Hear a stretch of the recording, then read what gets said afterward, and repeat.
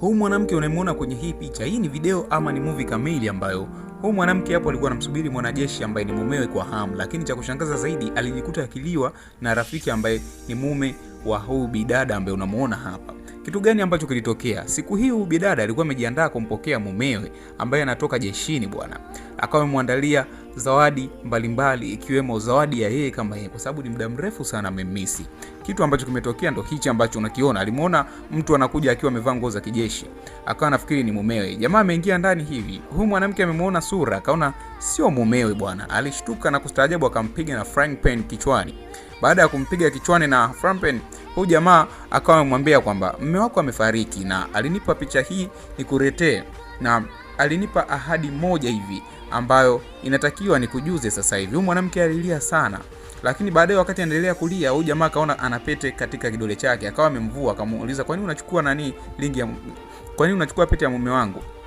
Ndipo mwanamke akamwambia mume wako kabla hajafariki alisema nikuoe ama niwe mlisi wake na nihakikishe naishi na wewe vyema. Huyu mwanamke alienda bafuni huko akalia sana. Amelia sana akawa amepitiliza. Baada ya hapo akaanza kupiga gambe bwana, ni mitungi. Lakini mwamba alikuwa amemsikilizia nje. Huyu mwanamke akachukua taka akaja akamwagia zote huyu mwamba ambaye ni mwanajeshi mpya kichwani. Lakini jamaa aliendelea kuvumilia yote. Siku moja huyu mwanamke alianguka ndani. Baada ya kuanguka, huyu jamaa akaona sio vizuri. Akaenda akamchukua, akaenda akamuogesha fresh. Alafu akatulia zake pembeni huku akiwa na mawazo kweli kweli. Baadaye huyu bwana akatoka hapo akaenda katika chumba ambacho ni cha mume wa huyu bidada, akavaa nguo za mume wake. Lakini huyu bidada alipomwona katika yale mavazi akawa kama ametokea kumpenda fulani hivi. Ndipo mahusiano yao yakaanza hapo, na hii ilikuwa ni ndani ya siku 3 tu ndugu mtazamaji. Baada ya hapo ndipo wakawa wanafanya mambo hayo ambayo unayaona hapo. Yaani sasa imefika hatua ambayo wamekuwa wapenzi, wanaosha vyombo pamoja, wana spend maisha pamoja kama hivyo na baskeri. Ndipo ikawa imeendelea hivyo, penzi lao likadumu. Jamaa anamletea maua, wanafurahi kweli kweli. Akawa amesahau kabisa kuhusu maumivu ya mumeo. Ndani ya siku 2-3 baadaye huyu jamaa akamwambia kwamba inatakiwa arudi jeshini kwa sababu alikuwa na majukumu ambayo yalikuwa yanamsubiri huko jeshini, inabidi akamilishe ndipo arudi. Huyu mwanamke akamwambia siwezi nikakuacha, unawe ukafariki kama alivyofariki mume wangu. Lakini jamaa likamshawishi kwa sababu tunajua wanawake wana mioyo mepesi. Ndipo huyu mwanamke akawa amekubali bwana. Ili jamaa likajiandaa, likawa linataka sasa kuondoka ama alikawa linarudi jeshini bwana. Huyu mwanamke alikubali kwa sababu alikuwa hana namna, na hayo ni majukumu ya kijeshi, maana yake ni vitu ambavyo vinatoka na oda. Ndipo akawa amemruhusu jamaa aondoke.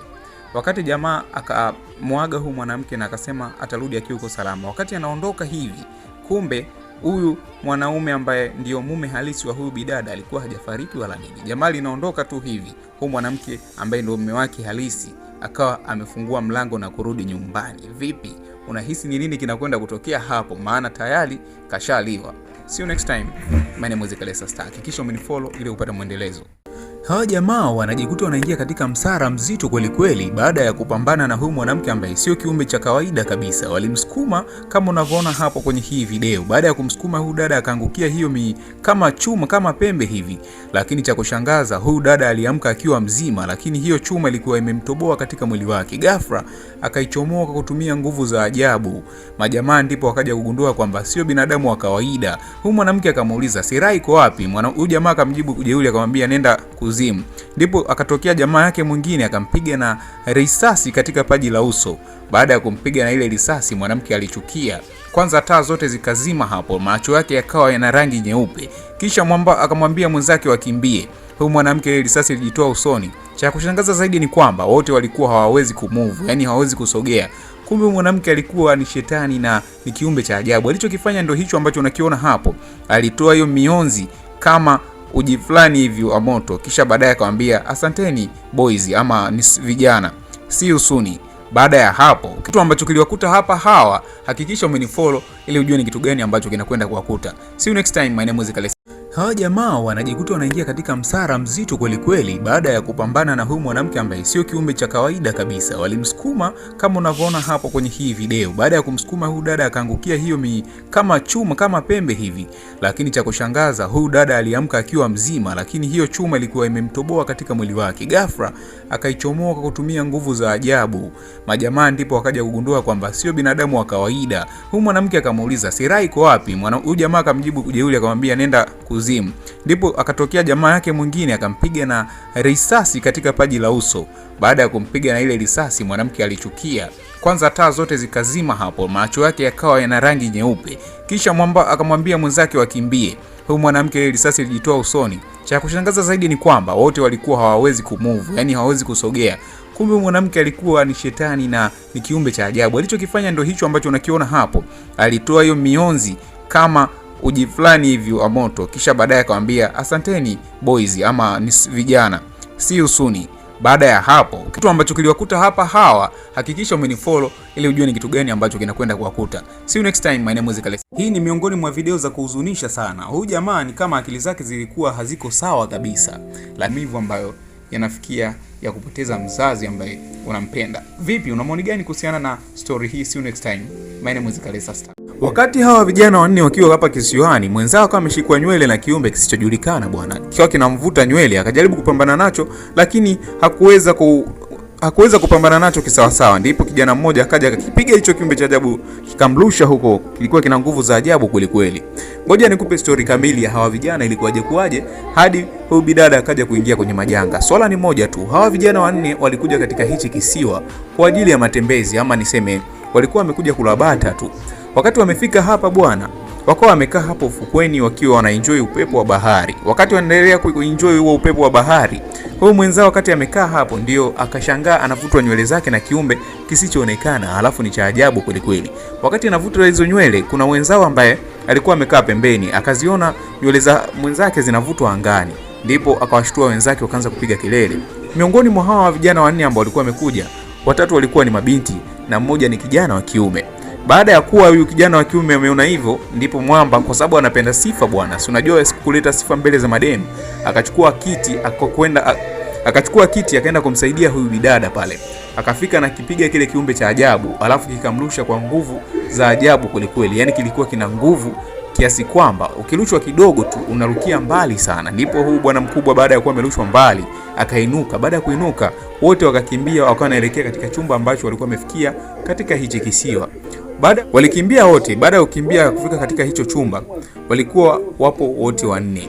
Walifika wanafungua mlango na kuingia kama unavyoona hapo. Baada ya kuingia, huyu bidada mmoja akaenda kutafuta bastola. Akaja akawa anakipiga hichi kiumbe cha ajabu na huo mguu wa kuku.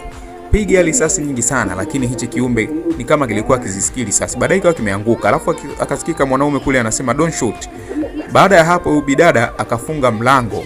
Yani amejifungia yeye pamoja na marafiki zake. Unahisi nini kinakwenda kuwakuta? Make sure umenifollow ili kupata muendelezo. See you next time. My name is Kale Sasta. Huyu bidada ambaye unamuona hapa alikuwa na kamera ya ajabu sana. Yani hii kamera akipiga picha inamuonyesha kile kitu ambacho amekipiga picha baada ya muda fulani kitakuwa kina muonekano gani. Yani baada kama ya dakika 5 mbele. Baada ya kupiga picha iliyepo ambalo unaliona hapa, amelipiga tu picha iliyepo, akashangaa picha inatoka ya kwamba tayari atalingata hilo epo. Na kweli akiangalia tayari amekusha lingata. Ndipo akawa hajaamini bado, akasema ngoja nijaribu tena kupiga picha kitu kingine. Akaamua kwenda kwenye saa ambayo ilikuwa iko hapo juu ya ukuta. Akaja kupiga hiyo picha bana. Baada ya kupiga picha ilikuwa inaelekea kwenye 5. Lakini kwenye picha huko ambayo picha alikuwa ameipiga yeye, hii picha ilikuwa inaonyesha ya kwamba tayari huo mshale ushaenda kwenye 5. Ndipo akagundua kwamba hii picha inatabiri matukio ya mbele. Alichokifanya huyu bidada tena, kitu kingine ambacho alikuja ukifanya baadaye itakushangaza ni kitu gani ambacho kinakwenda kumtokea huyu bidada, maana alikuja kutokewa na kitu cha ajabu kulikweli. Akapiga picha hiyo ua ama hilo ua ambalo liko hapo katika meza. Baada ya kulipiga hilo picha, kitu alichokiona hapo, hiyo picha ilionekana hilo ua likiwa liko tupu na likiwa limeanguka hapo chini. Yani kama vile kuna vurugu ambazo zimetokea hapo. Ndipo huyu bidada akasema ngoja nijaribu tena kupiga picha kwa mara ya pili, pengine hii itakuwa imekosea. Baada ya kupiga picha akasikia kuna mtu anabisha hodi. Baada ya kusikia mtu anabisha hodi, ndipo akaiangalia vizuri ile picha ilikuwa imetabiri kitu gani. Cha ajabu zaidi alichokiona kwenye hiyo picha itakushangaza. Aliona ya kwamba huyu mtu ambaye anabisha hodi sasa hivi amekuja kumuua yeye. Na hapa ndipo story inapoishia ama video inapoishia. Ukitaka kupata muendelezo na kujua ni kitu gani ambacho kimekuja ama kitu gani kitamkuta ubidada, make sure umenifollow, make sure umecomment hapo chini next. See you next time. My name is Kale Sasta. Ghafla sana huyu bidada anaonekana akiwa anavua shela yake ama nguo ya harusi na kuingia katika gari la huyu jamaa. Halafu akaja mwamba mmoja hivi akiwa anamtafuta na ana hasira kwelikweli. Anamuuliza jamaa, vipi, hakuna mwanamke umemwona amevaa nguo za harusi? Jamaa akamwambia hakuna mtu yoyote hapa. Jamaa lilimwangalia vibaya kweli. Halafu akatokea mke wa huyu ambaye yupo katika hili gari. Akaja kalifokea hii jamaa, likaomba msamaha bwana. Baada ya kuomba msamaha, ikabidi liondoke kabisa. Huyu mwanamke akalifukuza, akaliambia toka hapo. Jamaa likaondoka, lakini likiwa lina wasiwasi kweli. Huyu mwanamke akaja akawa anamfokea sana mumewe. Baada ya kumfokea, akapanda akafunua hivi gari, anafungua mlango wa gari, anamkuta huyu mwanamke. Ndipo huyu mwanamke akaja akamwambia kwamba alikuwa anaomba msaada kwa sababu hilo jamaa pengine lingemzuru, lakini huyu mwanamke alitaka mwanamke mwingine ambaye amekuja kusaidiwa hapa atoke ndani ya gari. Ndipo katokea mgogoro baina yao kati ya mume na mke kama unavyoshuhudia hapo, lakini baadaye wote wawili walikubaliana ya kwamba inabidi wamsaidie. Huyu mwanamke mwingine alisusa akiwa na hasira sana, akawa amemfukuza ndani ya gari, lakini huyu mwanaume alitumia ujanja, akapakia mizigo kwenye gari na akamweka huyu mwanamke kwenye buti la gari, lakini mke wake alikuwa afahamu chochote. Ndipo movie inaendelea kama unavyoshuhudia hapo. Akampa mizigo yake mkewe, akamwambia atangulie ndani, kumbe alikuwa na jambo lake bwana. Akawa amebaki na huyu mwanamke huku nje katika hili gari. Ndipo akawa amemchukua, anataka kwenda kumpa msaada bwana. Akamkabidhi kama kishuka fulani hivi ajifunike. Vipi, unahisi ni kitu gani ambacho kitatokea? Maana hili jambazi lina hasira kweli na limekuwa na hamnaye kweli na lilishtukia dili. Na hapa lipo njiani linawafuatilia ili lije kukamilisha kazi ambayo ilikuwa limetumwa liifanye, kwa sababu huyu mwanamke inasemekana alikuwa limemteka na walikuwa wanamlazimisha oleo, lakini alikuwa hataki. Vipi, ni nini ambacho kinakwenda kutokea? Make sure umenifollow. See you next time. My name is Kalesa Star. Huyu jamaa kwa mara ya kwanza kabisa amekuja dating, amekuja na huyu mpenzi wake, lakini cha ajabu zaidi ni kwamba alikuwa ana shida ya chafya. Sasa bidada akawa amejilazimisha kuzuia chafya kwa muda mrefu, baadaye akawa ameruhusu ile chafya itoke. Kilichotokea hapo, aliachia uhalo. Vipi, una maoni gani kuhusiana na tukio hili? See you next time. My name is Kalesa Star.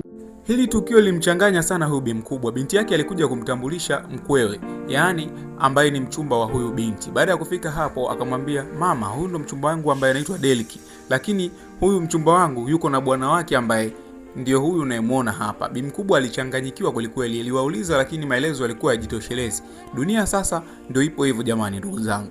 Tuombe sana vizazi vyetu visikumbane na mambo haya. Una maoni gani kuhusiana na video hii? See you next time. My name is Kalesa Star. Huyu baba alimleta mwanae aje kuchumbia katika hii nyumba. Akawa amemsubiri yeye yupo na gari pale.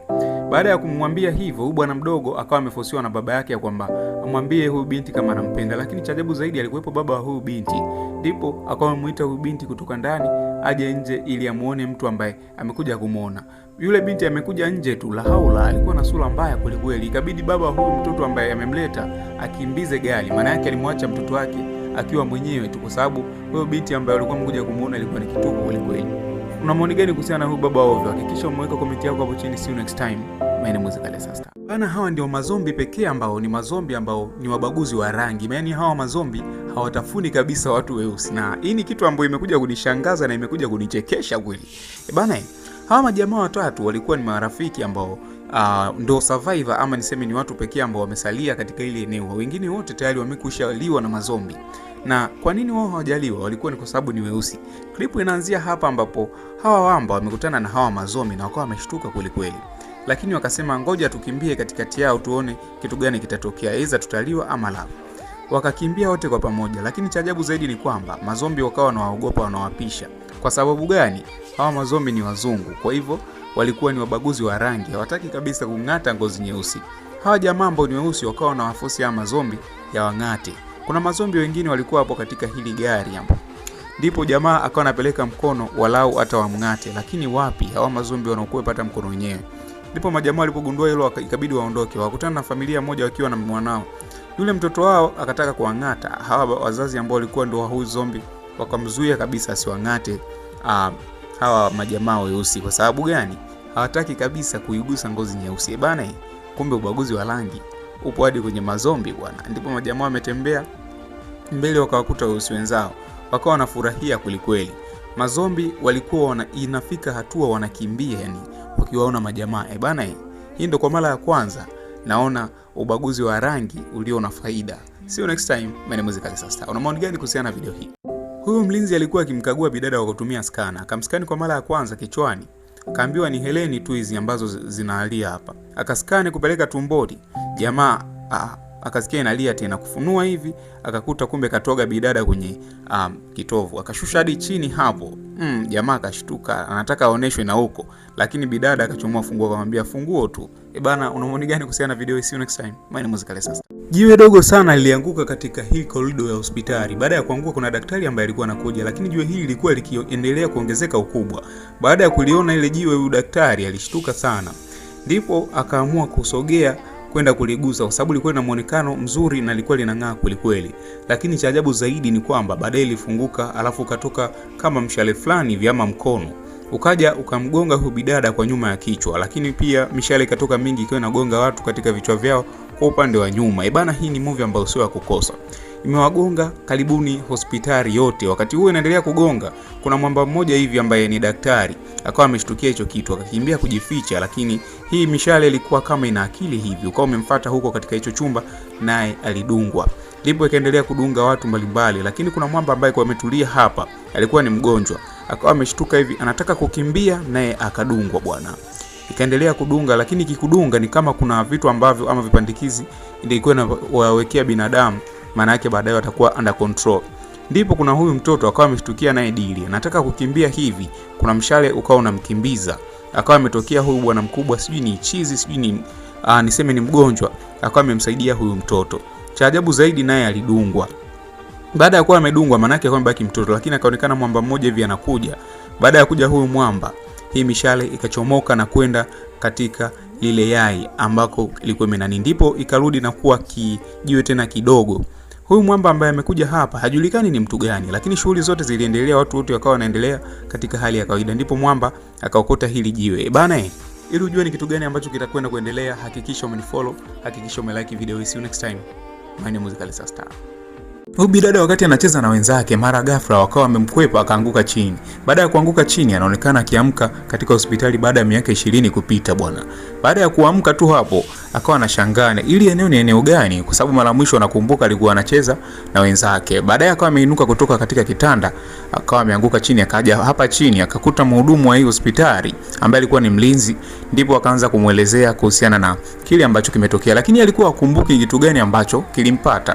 Akawa anamuuliza maswali mawili matatu huyo mlinzi. Huyo mlinzi akawa amempigia mtu mmoja hivi ambaye ni daktari ambaye alikuwa anamshughulikia huyu mwanamke. Ndipo ikabidi ampigie, lakini huyu mlinzi alikuwa anamshangaa, anaona kama huyu mwanamke hana akili timamu kabisa. Huyu bidada baada ya kugeuka nyuma akutana na kioo. Baada ya ukiona hicho kioo bwana, ikabidi aende kukikolomea hicho kioo, akiwa anafikiri ni mtu mwingine kabisa. Yaani alikuwa hajui kabisa kama ni yeye. Amesogea karibu kabisa, ndipo anagusa hivi, anakuja kugundua ni kioo. Halafu hapo akazimia. Unahisi nini ambacho kinakwenda kumtokea bidada? Hakikisha umenifollow. See you next time. My name is Kale Sasta. Kwa mara ya kwanza kabisa, hii mashine ni mashine ambayo inatabiri kifo. Anaonekana huyu bidada akija kuingiza kidole katika hii mashine. Baada ya kuweka kile kidole, ikamwambia old age, maana yake atauawa na mzee. Kitendo cha kutoka hapa, anaingia barabarani tu. Alipata bonge moja la ajali, na huo ndio ukawa mwisho wake kabisa wa maisha. Kuna bwana mdogo mwingine ambaye naye pia alikuja kuangalia namna gani atakufa, lakini kikaratasi alichopewa aliambiwa hot girl, yani mwanamke ambaye anawaka moto ama mwanamke mzuri. Ndipo wakati amekaa hapo akatokea huyu bidada ambaye alikuwa hamfahamu kabisa. Bwana mdogo amekaa ametulia, huyu bidada akawa anamuongelesha, lakini bwana mdogo akawa anamkwepa kwa sababu tayari mashine ile imeshamtabiria. Ndipo bwana mdogo akaona mbona huyu mwanamke analeta sana mazoea, anataka kuniua. Ikabidi bwana mdogo ainuke. Wakati anaondoka, huyu bidada akawa amemuongelesha. Dogo akasimama, akageuka na muangalia. Mara ghafla akatokea mwanamke ambaye anawaka moto, ndipo akampamia huyu bwana mdogo. Ikija mashine kama hii hapa Bongo, vipi? Wewe utaweza kukwepa huu mtego ama hutoweza? See you next time. My name is Kale Sasta. Weka maoni yako hapo chini. Huyu bidada wakati anaendelea kuogelea, alikaja alijamali moja hivi mbavu kweli kweli, afu lina muonekano wa ajabu, lakini cha kushangaza zaidi ilikuwa linatembea juu ya maji. Huyu bidada akaona hapa pindu pekee ya kulikwepa hili jamaa, ngoja nizame kwenye maji bwana. Akawa amezama kwenye maji akiwa ana lengo la kuliepuka hili jamaa. Lakini huyo jamaa wakati liko juu, maana yake linamuona chini akiwa anaogelea, muelekeo anaoelekea linakuwa linamfuata mdogo mdogo. Huyu bidada akaona hapa nafanyaje, yeye akaendelea kuogelea chini kwa chini. Akawa ameona limesimama bwana ile jamaa, akawa kama amelipotea, lakini huyu bidada akasema hapa ngoja nifanyaje. akawa anaendelea kuogelea, anaenda mwendo. Kumbe yule jamaa alikuwa alishamuona kabisa na uelekeo wake alikuwa linauona vizuri tu. Huyo bidada baada ya kuchunguza vizuri akajua tayari amelipoteza jamaa. Ile anainua kichwa hivi, anakutana na buti. Unahisi ni kitu gani ambacho kinakwenda kumkuta? Make sure umenifollow. See you next time. My name is Kalesa. Ukiangalia video hii vizuri unaweza kufikiri ni masista, lakini hakikisha hii video usiangalie ukiwa na wazazi ama watoto bwana. Hawa sio masista wa kawaida. Kama unavyoona hapo, ulikuwa unaendelea muziki vizuri tu, lakini hawa masista kumbe walikuwa ni masista washenzi kweli kweli. Angalia huo mkono wa sister mmoja alichomfanyia mwenzake. Alichukua mkono akawa anaupeleka mdogo, lakini alikuwa anaupeleka katika sehemu za chini huko. Angalia alichokifanya hapo. Alimtia kama unavyoona hapo, lakini mimi sina haja ya kukuambia, lakini nakuhakikishia kwamba usiangalie hii movie ukiwa. Make sure umenifollow kupata video kali kama hizi. See you next time. My name is Kalesa Star. Huyu bidada wakati amepumzika, mara ghafla nguo zake zikaanza kuchanika, akawa haelewi ni kitu gani ambacho kinamtokea katika mwili wake. Kumbe ambacho kilikuwa kinamtokea ni kwamba mwili wake ama maumbile yake yalikuwa yanazidi kuongezeka, yanakuwa makubwa kweli kweli, ama niseme ana mwili mkubwa kweli kweli. Nguo zikawa zimechanika kweli kweli. Baadaye anakuja kuangalia hivi, anakuja kukuta kwamba hata kwenye chumba ambacho alikuwa anaishi hatoshi tena. Anakuja kuangalia vizuri, anakuja kushangaa mwili wake umekuwa mkubwa kupita maelezo. Yaani amekuwa na mwili mkubwa sana. Amekuwa giant. Akachukua laptop yake anataka angalie. Yaani laptop yenyewe alikuwa anaiona kama ni kidude fulani hivi kidogo sana. Yaani kama sisimizi vile. Ameiangalia laptop, baadaye akaona sasa ndio hivyo tena nishabadilika. Ndipo huyu bidada akaamua kuingia kita. Kila nyayo yake bwana ilikuwa inatetemesha mtaa mzima na alikuwa ni kama tishio. Angalia guu hilo mwanangu. Bonge moja la mpaja. Akatokea hivi akiwa na furaha sana, kwa sababu pengine hii ndio ilikuwa furaha yake kuwatisha wanadamu. Walikuwa wanamshangaa sana binadamu wote. Akawa anawapa hai. Halafu baada ya hapo akaanza kutembea bwana. Maana yake hata akikanyaga gari ni kama amekanyaga tu toy, ama tuseme amekanyaga tunaweza tukasema mdori wa gari. Imekuja helikopta na polisi kwa sababu alikuwa anatishia amani. Alichokifanya hapo, angalia, shuhudia matusi. Alipiga kidogo tu, kikofi kidogo, helikopta ilikwenda ikapasuka huko na kulipuka. Huyo bidada akaendelea na mambo yake. Akaona nembo fulani hivi ambayo imeandikwa Hollywood. Nadhani hiyo ni nembo kubwa ambayo watu wengi sana tunaifahamu. Na anachokifanya hapo, maana yake huyo bidada alikuwa anakwenda kutimiza ndoto yake. Alikuwa anataka kwenda kulipa kisasi kwa ex wake. Na hapa ndipo anapoelekewa kwa huyo ex wake kwenda kumfundisha adabu. Unahisi ni nini ambacho atakwenda kumfanya ex wake? Make sure umenifollow. See you next time. My name is Kalesa Star. Kisha mweka maoni yako hapo chini. Wewe ikitokea umepata mwili wa namna hii, binadamu wa kwanza kabisa kumdhuru atakuwa ni binadamu gani? Bana, see you next time. Hakikisha mweka maoni yako hapo chini. Hii ni miongoni mwa video ambazo zinasambaa sana katika mitandao ya kijamii. Ukiangalia vizuri hapo utagundua kwamba ni eneo ambalo ni zuri kweli, lakini limejengwa kwa vioo na ni eneo ambalo linaogopwa na watu wengi sana. Vipi? Kwa upande wako wewe utaweza kuhimili eneo hili? Hakikisha mweka comment yako hapo chini. See you next time. My name is Kalesa Star. Huyu bidada alikuwa na hii laptop ya ajabu, akiedit mwili wake, maana yake na mwili wake unabadilika huku. Lakini cha ajabu zaidi akawa na mwili mzuri. Cha kushangaza baadaye laptop ikawa inajibu click yenyewe tu yani. Huyu bidada alikwenda kujiangalia kwenye kio, anajikuta ni mzuri, lakini cha ajabu zaidi ikaendelea kumwedit na kumharibia sura. Huyu bidada akarudi haraka sana, akashangaa jicho linafutwa kupitia hii laptop. Kumbe hii laptop ilikuwa ni ya kishetani bwana. Huyu bidada macho yake yote yakawa yanafutwa, yani yanaondolewa kabisa. Baadaye yakawa yameondolewa macho yote, yakawa yanazibwa na mdomo. Ndipo huyu bidada akapata akili ya chapo, akaizima ile laptop. Baada ya kuizima ile laptop, mwili wake ukarudi kama ilivyokuwa awali. Huyu bidada kuangalia tena ile laptop vizuri, anashangaa nyuma yake anaona kama alimzimu hivi. Alishtuka, akaizima laptop chapchapo, alafu akatoka nje na kisu. Lakini cha ajabu amefika nje, ile laptop ikajifungua na ikakata kichwa. Unahisi nini kinakwenda kumkuta huyu bidada? Make sure umenifollow kupata muendelezo. See you next time. My name is Kalesa Star. Huyu bidada wakikolea wakati upo mtaani akiwa yuko na rafiki yake wanaendelea kutembea. Ghafla hivi huyu bidada akagundua kitu ambacho kilikuwa ni cha ajabu. Nywele zinakuwa ndefu za huyo rafiki yake, lakini pia na urefu unaongezeka. Mdogo unapozidi kusogea, umbo linazidi kuwa kubwa bwana, linakuwa refu kuliko yeye. Baadaye anakuja kuangalia hivi, hata mwamvuli wenyewe tayari limeuzidi bwana, limekuwa lirefu kinoma. Yani bidada alitetemeka kweli kweli, yani akiwa anauoga na hofu moyoni. Ndipo akawa ameliongelesha kidogo. Bidada akawa anatembea mdogo analiacha mbali ili akimbie. Ameangalia nyuma, anaona bado linamfuata. Ndipo huyu bidada akakimbia bwana. Amekimbia bwana akiwa anapiga kelele. Kuna mwamba mmoja hivi alikuwa yupo katika mgahawa, akasikia kelele akatoka nje. Ametoka nje hivi. Huyu bidada akafika hapo akawa anamuomba msaada. Alafu akamuonyesha kuhusiana na lile mwanamke la ajabu ama jini. Jamaa akamwambia ondoka. Baada ya hapo huu mwamba akaonekana akivua miwani na kuliangalia lile shetani. Lile shetani liligeuka bwana. Unahisi huyu jamaa kwa nini lile shetani limekimbia? Je, na yeye ni shetani ama sio shetani? Make sure umenifollow ili kupata mwendelezo. See you next time. Mimi ni Muzikale Star. Hili jamaa lilionekana likiwa linameza mtu bwana, mtoto mdogo, lakini kuna watu walikuwa wanalishuhudia kwa pembeni. Lilimeza wote kabisa yani. Yaani ilikuwa jitu la ajabu au tunaweza tukasema shetani. Baada ya kugundua hivi, baada ya kuangalia vizuri kagundua kwamba kuna watu tayari wameliona. Likawa linawafuata sasa na wenyewe ili liwameze lifiche ushahidi. Watu hao wawili walikimbia bwana, wamekimbia sana.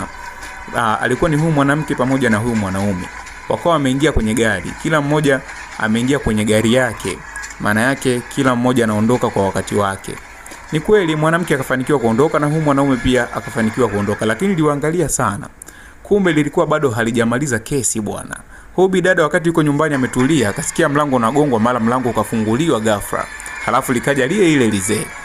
Ndipo likatengeneza yale maumbile ya kumeza binadamu. Yaani domo likawa kubwa kweli. Likawa linakuja kumshambulia huyu mwanamke. Huyu mwanamke alichukua hiyo fimbo anataka jihami. Akalichoma lakini wapi alijasikia. Likashika ile fimbo halafu likamtandika.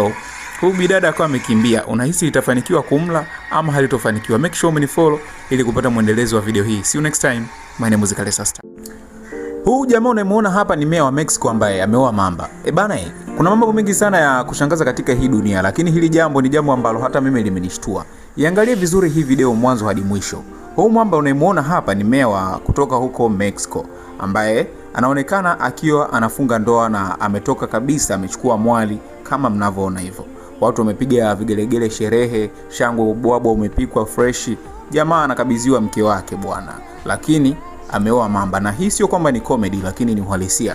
Sijajua ni wapi dunia inaelekea na sijajua ni kwa sababu gani ameamua kuoa mamba. Weka maoni yako hapo chini. Kwa upande wako unaweza kuoa mamba ama huwezi? Hakikisha umenifollow hapo. See you next time. My name is Muzikale Star.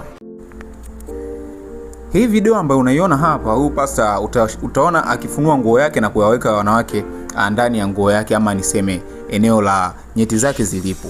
Na sijajua anakuwa anampa raha gani, lakini huwezi amini huyu ni pasta kabisa, na sijajua hii ni anaifanya kwa sababu gani. Ni aidha ni mambo ya kidini ama ni masharti ya kiganga. Unaona hisi ni kitu gani ambacho kinatokea hapo? Make sure umeweka comment yako hapo chini. See you next time. My name is Muzikale Star. Hii dunia ina mambo ya hovyo sana I say.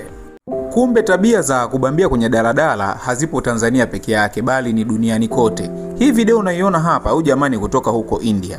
Yeye alibambia mwanamke bwana. Baada ya kumbambia yule mwanamke akawa amehisi joto ambalo hajawahi kulihisi. Kageuka nyuma hivi akaliona ile jamaa, lakini ile jamaa likazuga kama halimuoni hivi ama halifanyi chochote. Baada ya kuona ile jamaa lilipoona huyu mwanamke ya kwamba hajaongea chochote, ikabidi ilianze kushika na makalio. Jamani, hii tabia tuachane jamani. Tabia za kubambia hizi najua bongo zipo sana na wahuni mnafanya sana. Kama uchoe kubambia, make sure unaweka comment yako hapo chini. See you next time. My name is Muzikale Star. Kama wanawake walizingua sana. Hey, what's up ladies? See you next time. My name is Muzikale Star. Hii video bwana inamuonyesha huyu mwanamke akiwa anajifungua, lakini itakupa funzo. Angalia hapo, alijifungua, alipushi sana, baadaye mtoto akatoka, yani alirushwa akarukia mbali sana. Baada ya kurukia mbali, akiwa huko angani bado mtoto mdogo anaendelea kukua.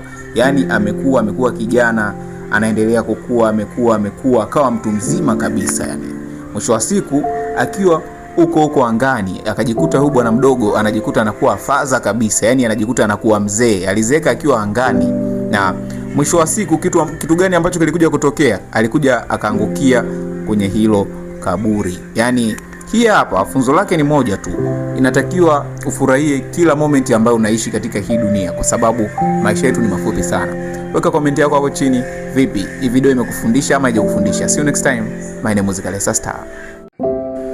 Kama ulikuwa unahisi ushaona mambo mengi ama ushashuhudia mambo mengi kwenye hii dunia, ngoja nikuonyeshe hichi ambacho ni kituko. Huyu jamaa nguvu yake ama superpower ambazo anazo, ukiachana na Spider-Man na nani, huyu jamaa nguvu yake ni kende bwana. Kama unavyoona hivyo, ameziangusha hizi kende alafu anatumia kama silaha. Wakati anampiga huyu jamaa, kampiga ya kwanza kakwepa, akampiga ya pili kakwepa, jamaa kadaka zile kende, akamvuta akamwangusha chini. Kilichofuata hapo, oya. So poa, unaambia weka maoni yako hapo chini. See you next time. My name is Muzikale Star. Ukisikia watu wanasema ya kwamba mke wa mtu sumu, ndo kitu ambacho unakwenda ukishuhudia hapa. Huyu bwana unayemwona hapa alikuwa yuko na mkewe, lakini huyu mkewe alikuwa anamchiti bwana. Alikuwa anamchiti na bwana mdogo kijana tu ambaye ni mwamba, tunaweza kusema jobless, ambaye pengine nguvu zake ameziwekeza kwenye naweza nikasema kwenye anasa ya ngono. Ndipo huyu mwanamke alikuwa na ukaribu sana na huyu kijana, lakini mume wake alikuwaga anashtuka, yani alikuwa anamshtukia fulani hivi. Anaona kabisa mke wangu mbona ana ukaribu sana na huyu jamaa, lakini akawa anajifanya haelewi. Alikuwa akimuuliza mke wake anasema ya kwamba huyu ni rafiki yangu, tuna hakuna kitu ambacho kinaendelea baina yetu. Lakini mwamba aliendelea kuatilia mashaka na baadaye akasema ngoja nipige chini tu. Akawa ameongea na jamaa hapa kama unavyoona hivi. Anamuuliza hivi tushawahi kuonana? Jamaa akasema hapana, hatujawahi kuonana. Kama nakukumbuka hivi, jamaa akasema maybe umenifananisha. Ndipo baadaye akamwacha na mkewe. Akawa ameondoka bwana, anataka kuendelea na mambo yake. Baadaye amezurura hivi, imefika usiku, akawa amerudi nyumbani. Na yani ni tofauti na mwanzo pale walipokuwepo. Hili ni eneo la nyumbani. Jamaa wakati anapandisha ngazi aende floor ya juu kwa ambapo kipo chumba chake, akamkuta huyu mbwa ambaye ni mbwa wake. Alikuwa amekaa kinyonge kweli, yani kama kuna jambo fulani hivi ambalo analijua. Ndipo jamaa akageuka vizuri hivi, akaona mke wake anatoka akiwa na nguo hizo nusu tupu. Halafu katika chumba hicho anatoka huyu jamaa. Unahisi nini anakwenda kuwafanya hawa? Make sure umenifollow, hakikisha umecomment hapo chini. See you next time. My name is Kalesa Star. Bana, ukiangalia kwa makini utagundua kwamba huyu nyoka aliingia kwenye sehemu za siri za huyu mwanamke na akajaa wote kabisa. Huyu mwanamke akaanza kupiga kelele. Baada ya kupiga kelele kwa muda mrefu, akaja mtoto wake, ndipo akawa ameenda kumuita mume wa huyu mwanamke bwana, akiwa ameenda kumuelezea kwamba mama yake anateseka. Ndio kama unavyoona hivyo. Jamaa akafika hapo. Amefika akamwamsha mke wake, akamtikisa, lakini wapi. Kabidi jamaa ashikilie Biblia. Baada ya kushikilia Biblia akaanza kupiga maombi bwana. Amepiga maombi, akasikia kuna kelele zinatoka katika chumba cha jirani, yani chumba kingine ambacho kipo kwenye nyumba hii hapo. Baada ya kusikia hizo kelele, jamaa akawa anajiuliza, nani ambaye yupo kwenye nyumba yangu? Huyu mtoto akasema hata mimi sifahamu kwa sababu tupo wenyewe tu. Lakini baadaye akamwambia ajitokeze, ndipo akatokea huyu mwanamke akawa anachekelea. Wakati anaendelea kucheka, akawa anamwambia huyu jamaa kwamba mimi ndio mkeo, huyu mwingine sio mke wako. Lakini jamaa akamwambia kwamba mke wangu ni huyu, lakini wewe ni shetani, sio binadamu wa kawaida. Ndipo hili mwanamke ikabidi sasa limchane nini ukweli bwana. Likamwambiaje? Mimi ni kweli huyu mwanamke nimekuja kutoka katika Jupiter. Yani lilimwambia kwamba linatoka kwenye sayari nyingine. Hapa huyu jamaa alikuwa na hasira sana, akawa analizuia kwanza hili mwanamke lisimguse hata mke wake. Ndipo wakati anaendelea kulizuia hivi, hili mwanamke likawa na siwezi nikaendelea kuficha bwana, ngoja nimchane ukweli. Nikamwambia kwamba mke wako ana nguvu kubwa sana ambayo anaimiliki na yupo nayo katika hii dunia, lakini nguvu hii inatakiwa kutumiwa huko katika Jupiter, na nimekuja hapa ili nichukue hii nguvu niondoke nayo nikaongoze na nikawe kiongozi huko katika sayari yetu ya Jupiter. Huyu jamaa alikuwa ngangali kweli kweli, alisimama na kumwambia kwamba huwezi ukafanya kitu chochote kile kwa mke wangu na huna mamlaka ya kumchukua, huyu ni mke wangu na nitasimama bega kwa bega na familia yangu hadi pale ambapo kifo kitautenganisha. Lakini huyu mwanamke alikuwa jeuri kweli kweli, akamwambia wewe huniwezi na huwezi ukafanya chochote kile. Huyu mke wako tayari kuna kitu nimeshamuingizia, ambapo ndo lile joka ambalo lilionekana likiingia katika sehemu za siri za huyu mwanamke. Nitazitumia nguvu zake kwenda kuangamiza na kuongoza huko katika sayari yetu ya Jupiter. Jamaa akasema mimi nikiwa kama mwanaume wa hii familia hautoondoka na mke wangu. Ndipo jamaa sasa akaamua kuanza kushusha maombi. Yani jamaa alikuwa ni mtu wa Mungu kweli kweli. Kaamua kulipiga maombi bwana. Ndipo likawa linanyanyasika kama unavyoona hapo. Piga maombi likaanguka chini. Mwisho wa siku kapiga maombi hadi hili mwanamke ambalo lilikuwa ni shetani likaamua kutoweka lenyewe. Bana, tuwe makini sana katika maisha yetu. Tuhakikishe tunamweka Mungu mbele na katika kila hatua tuwe tunaweka dua mbele. Bana, huyu jamaa amemwokoa mke wake kwa sababu gani? Kwa sababu gani? Alikuwa ana imani thabiti. Weka maoni yako hapo chini kuhusiana na video hii. See you next time. My name is Kalesa Star. Hao unaona kwenye hii video ni mama na mtoto. Huyo mama ana umri wa miaka 98, lakini huyo mtoto wake ana umri wa miaka 80.